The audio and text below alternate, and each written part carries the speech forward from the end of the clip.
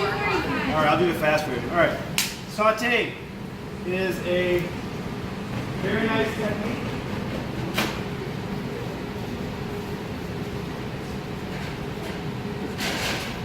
Do is, this is, let's see, let's use this one. No, use this one.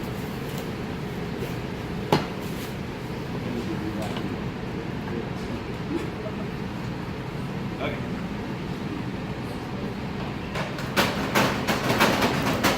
Okay, so let me first show you how to make a non-stick pan, because this works with any pan type.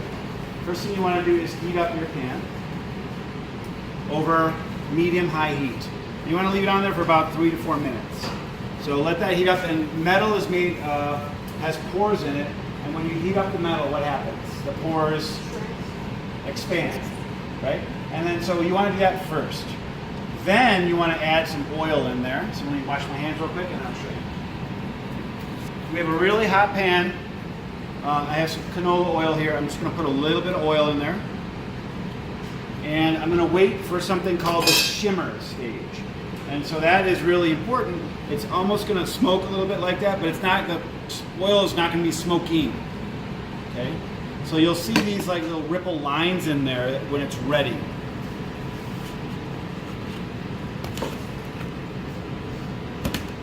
See the lines?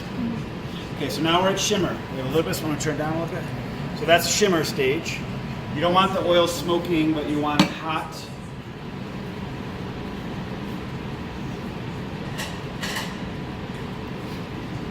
And I don't want too much oil. I noticed it was just a little bit too much oil, so I'm going to pour a little bit out. Otherwise it's going to splatter. It's going to splatter anyway, but it's going to really splatter down too much. The other thing you want to do is make sure your product, whatever you're sauteing, is dry. If this is wet or has a marinade on it, it's not so good. So, I'm going to open this up. It's nice and dry. I'm going to lay it down skin side down, which is my presentation side.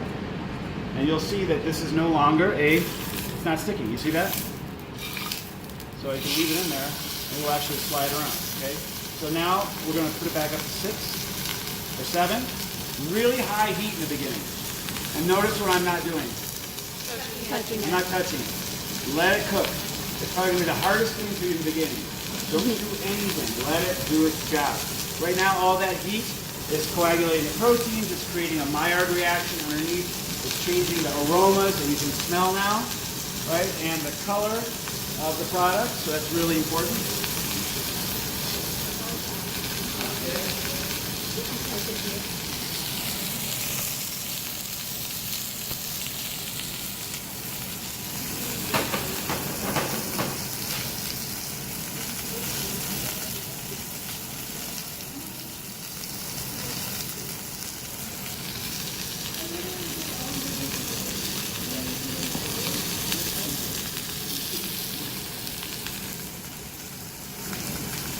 So it's not like total like smoke coming up, but it's always going to smoke like this. And you let this go for about 4 minutes or so. And what you're trying to do at this higher temperature is develop the color and render out some of the fat that's underneath the adipose skin, that's underneath the adipose tissue that's underneath the skin. So if you want to peek in there, you can kind of give it a peek and see it is changing color. I like to clean as I go here. But this is saute. It's done all in a saute pan on the surface, not in the oven. You don't do that in the oven. That's a different technique. You'll see people do that. Pan roasting, they'll start it up here and finish it in the oven. Not a true saute. So this takes time. And can you grab me a thermometer? Sure. And you can see the protein coagulating a little bit already. It's turning from this peachy flesh to the white underneath. You see it? So you're going to watch that go all the way up. Do you ever flip your chicken? You will flip it eventually, yeah.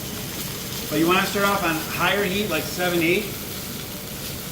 And then once you develop the color you like, you're going to drop it down to about 5 until it goes until that white moves up about halfway through.